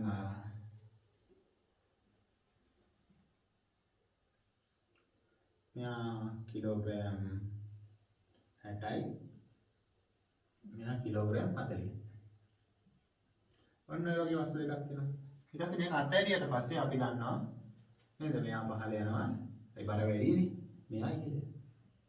ඒතර මේ මෙයා පහළ යන තොරණයම තමයි මෙයා ඉහළ යන්නේ නේ. අන්නේ තොරණය හොයන්න ඕන. ඒක ගාන එක කොටසක්. ඊතර කොටස තමයි දැන් මෙයාගේ ආතතියක් තියෙනවා. මේ තන්තුවේ දෙකම තන්තුව නම් හැමතැනම ආතති සමානයි කියලා ගන්නවා අපි. උපකල්පනය කරමු තන්තුව සැහැල්ලුයි. ඒකට හැමතැනම ආතති සමානයි. එතකොට දැන් මේ ආතතියත් හොයන්න කියලා කියනවා. තොරණයේ ආතතිය තමයි හොයන්න කියන්නේ. ඒතර මේකේ මොනවාද අපි තව ලකුණු ගන්න මෙයාගේ බාර නේ කිලෝ 60 කියන්නේ නිව්ටන් 600ක් තියෙනවා පහළට. මෙයා කිලෝ 40 කියන්නේ නිව්ටන් 400ක් තියෙනවා පහළට. හරි දැන් ඔයාලා මේ රූපය නම් ගාන හදන්නේ කොහොමද හදන්නේ? මෙයාට වෙනම f සමානයි මේ දාලා එක සමීකරණයක් ගන්න ඒක අංක 1. මෙයාට f සමානයි මේ දාලා තව සමීකරණයක් ගන්න ඒක අංක 2. ඔය දෙන්න සමගාමී සමීකරණ විදියට විසඳලා ත්වරණයයි ආතතියයි හොයන්න ඕන. එහෙනම් ළමයි රූපය ඇඳලා ගාන හදන්න. ඒතකොට මේ වීඩියෝ එක නවත්තලා රූපය ඇඳලා ගාන හදන්න. හදලා ඉවරලා වීඩියෝ එක ප්ලේ කරලා හරි වැරදි බලා ගන්න. දැන් ඔයාලා මම හිතන්නේ ගාන හදලා ඉවරයි. එහෙනම් දැන් මම හදන එක බලා ගන්න ආපු උත්තර හරිද කියලා බලා ගන්න පුළුවන්. ඉතින් මම මුලින්ම කරන්නේ කාට හරි එකක් තෝරගමු. මේ කිලෝග්‍රෑම් 60 තෝරගමු. මම මුලින්ම කරන්නේ මේ කිලෝග්‍රෑම් 60ට පහළට f සමානයි මේ දා. මොකද චලිත වෙන පැත්තට තමයි හැම වෙලාවෙම f සමානයි මේ දා. මේ ඉතාලේ දාන්න හැම වෙලාවෙම යන පැත්තට. පහළට යන්නේ. ඊට පහළට. ඒතර පහළට තියෙන සම්ප්‍රයුක්තය බලමු මොකද? 600ක් තියෙනවා පහළට. අනිත් පැත්තට t. එහෙනම් සම්ප්‍රයුක්තය ලියන්න පුළුවන් 600 ඍණ t. ස්කන්ධය 60යි තොරණේ මේක අංක 1. ඊට මේ කිලෝග්‍රෑම් 40ට ඉහළට දාන්න f සමානයි මේ. එතකොට දැන් කීයද? ඉහළට ආතතිය t පහළට 400යි. එහෙනම් t ඍණ 400 සමාන ස්කන්ධය 40යි ත්වරණේ එකංක 2. ඊට පස්සේ හරියට නොදන්න පද දෙකයි සමීකරණ දෙකයි එකතු කරමු. එතකොට 600 ඍණ t ධන t ඍණ 400 සමානයි 60යි ගේ ධන 40යි. ඍණ t ධන t කැපෙනවා 600න් 400ක් ගියාම 200යි සමානයි 100යි. එතකොට ත්වරණ එනවා 2යි ms ඍණ 2. තේරුණාද ගත්ත විදිය? ඔන්න ත්වරණය හරි. ඉතින් ඉතින් දැන් ආදතිය වන්නදී ඕනෙක් වෙන්න පුළුවන් නේද? මේ ආපු උත්තරේ සමීකරණ දෙකෙන් එකකට ආදේශ කරන්න. මම දෙකට ආදේශ කළොත් t ඍණ 400 සමාන වෙනවා මොකටද? 40 වාරයක් k. ඒ කියන්නේ 2යි 80යි t එනවා 480යි නේ. ඔන්න අපිට උත්තර ආවා. හොඳයි ළමයි. දැන් එහෙනම් මේක සටහන් පොතට එකතු කරගන්න. මොනවා හරි වැරද්දක් තිබ්බොත් හදාගන්න. ගාන හරිනම් හරි දාගන්න. වැරදි නම් පොතට එකතු කරගන්න.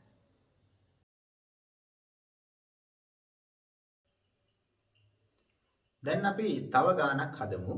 ඉස්සෙල්ලා ගාන ලියා ගන්න.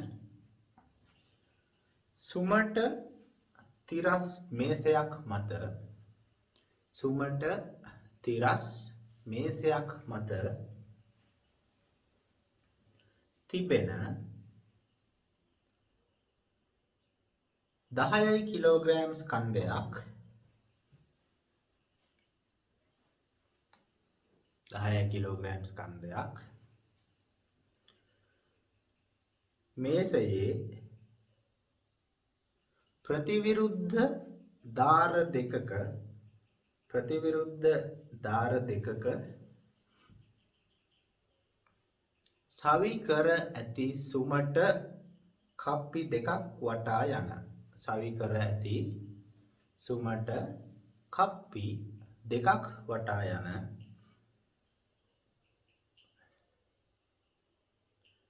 තන්තු දෙකකට සම්බන්ධ කර ඇත. තන්තු දෙකකට සම්බන්ධ කර ඇත.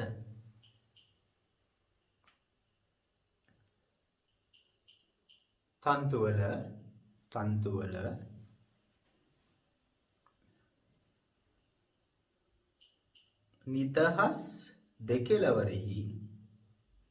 නිදහස් දෙකෙලවරෙහි පිළිවෙලින් 4 කිලෝග්‍රෑම් සහ 6 කිලෝග්‍රෑම් ස්කන්ධ දෙකක් 4 කිලෝග්‍රෑම් සහ 6 කිලෝග්‍රෑම් ස්කන්ධ දෙකක් එල්ලා ඇත.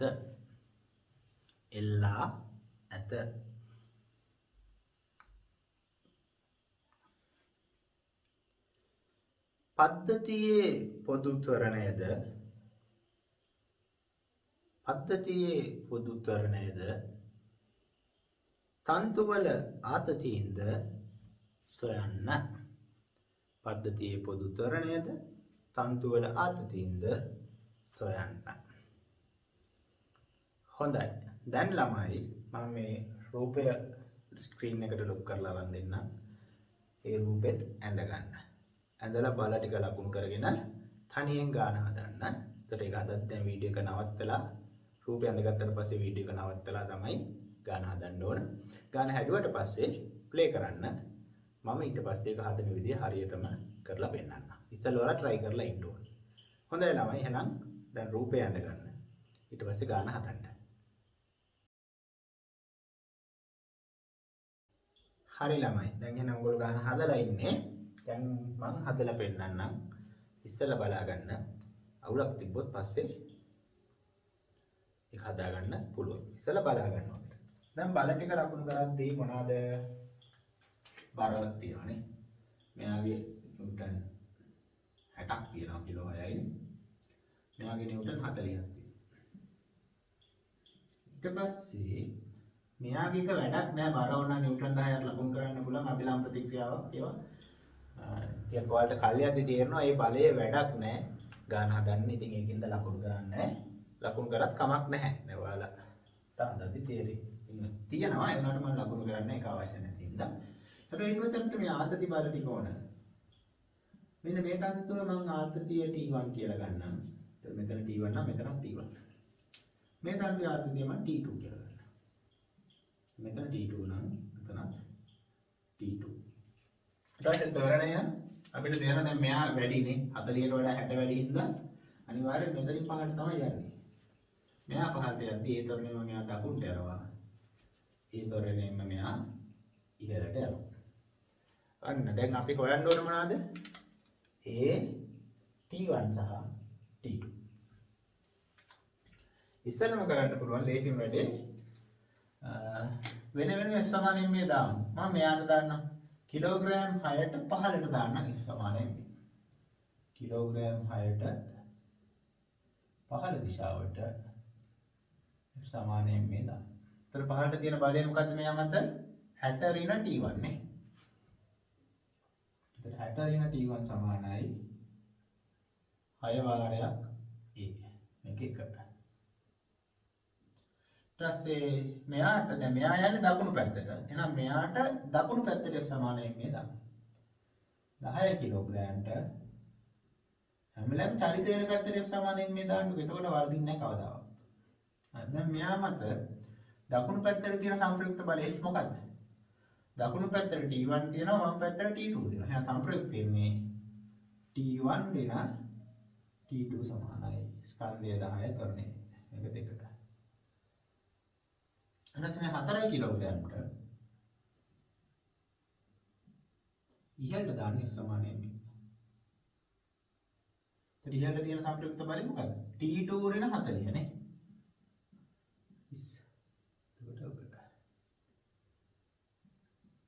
ස්කන්ධය 4යි ත්වරණය ඔක 3. දැන් ඔය ටික දැන් ඉතින් සමීකරණ 3යි නොදන්න පද 3යි. ඉතින් කොහොම හරි ඔය ටිකෙන් T1 T2 සහ සිම්පල් A හොයන්න තියෙන්නේ. ඔක හදන්න දැන් අපි අත්දැකීමෙන් දන්න ඔක හදන්න ලේසිම ක්‍රමය තමයි මේ තුන් දෙනාම එකපාර එකතු කරනවා. වෙන ක්‍රමයක් තියෙනවා කොහොම හරි කමන්නේ. කොහොම හදුවත් හරි. හැබැයි මේ සමීකරණ 3 හරියන්න ඕන. ඒ 3 වැරදි නම් ගාන වැරදි. ඊට පස්සේ එතනින් පස්සේ කොහොම හදුවත් කමන්නේ. එකතු කරමු තුන් දෙනා. එතකොට මේකේ 60 ඍණ T1. මෙයාගේ T1 ඍණ T2. මෙයාගේ T2 ඍණ 40. සමානයි 6යි A ධන දෙවෙනියාගේ 10යි A ධන තුන්වෙනියාගේ 4යි A. එතකොට මොනවාද වෙන්නේ? ඍණ T1 ට ධන T1 ඍණ T2 ට ධන T2 කැපෙනවා. 60න් 40ක් ගියාම 20යි කියලා එනවා. සමානයි 6යි 10යි 4යි කියන්නේ 20යි ඒම තමයි. 20ට 20 කැපුණාම ඒ සමානයි ඔන්න අපිට තෝරන්නේ ආවා. 1යි ms ඍණ 2. ඊපස්සේ T1 හොයාගන්න පුළුවන් ළමයි මෙන්න මේ පළවෙනි එකට ආදේශ කරොත්. පළවෙනි එකට මේ ආපු උත්තරය ආදේශ කරොත් 60 ඍණ T1 සමානයි 6 වාරයක් A. ඒ කියන්නේ එකයි දැන් හොයාගත්තා. T1 එනකොට 50 ඔන්න ඒ උත්තරෙත් හරි. T2 හොයාගන්න ලේසිම පුළුවන් මේ තුන්වෙනි උත්තරයට ආදේශ කරන්න. 3ට ආදේශය. එතකොට එන්නේ T2 ඍණ 40 සමානයි 4 වාරයක් මොකද්ද? ඒ කියන්නේ 1යි. ඒක T2 වෙනවා 44යි. ඔන්න උත්තරේ. හරි නේද? මේ විදිහට හදුවා නම් ළමයි හරි දාගන්න. වැරදිච්ච ළමයි ඉන්නවා නම් මේක ආයේ වැරදිච්ච තැන් ටික හදාගන්න. හරි. එහෙනම් මේ ටික කරගන්නකෝ. හරි ළමයි. එතකොට අදට ওই ටික තමයි. එතකොට අපි නම් දැන් ගෙදර වැඩ බහුවර්ණ ගණන් ටික මාක් කරගන්න. බල සමතුලිතතාවයේ ගණන් කීපයක් ඉතුරුයි. ඒ ගණන් ටික දැනට ඔහොම තියාගෙන හදන්න යන්න එපා. මම ගෙදර වැඩ දීපු නැති ගණන් තියෙනවානේ. ඒවා හදන්න එපා. මොකද ඒවා තාම බෑ ළමයි. තේරුණාද? තව ටිකක් ඉස්සරහට ගියාම මම කියන්නම්. එතකොට හදුවම ඇති. එහෙනම් දැන්ට ඒ ටික තියාගන්න.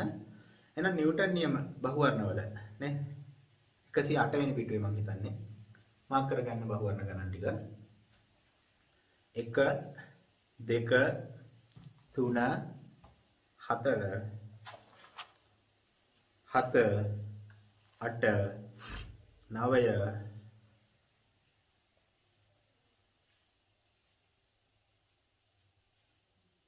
දොළහ ඊට පස්සේ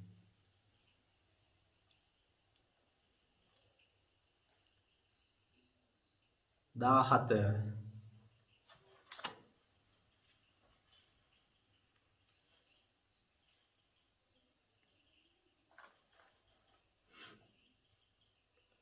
23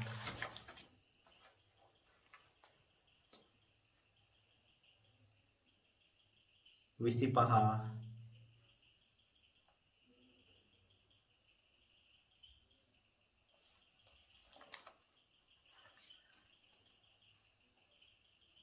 35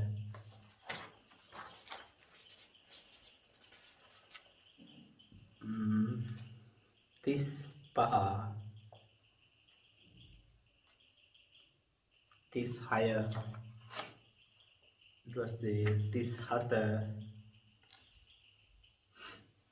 38 39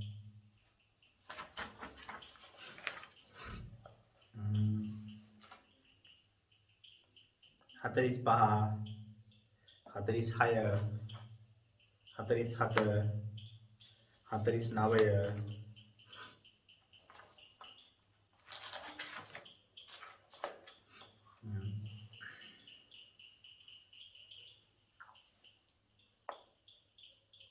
53 54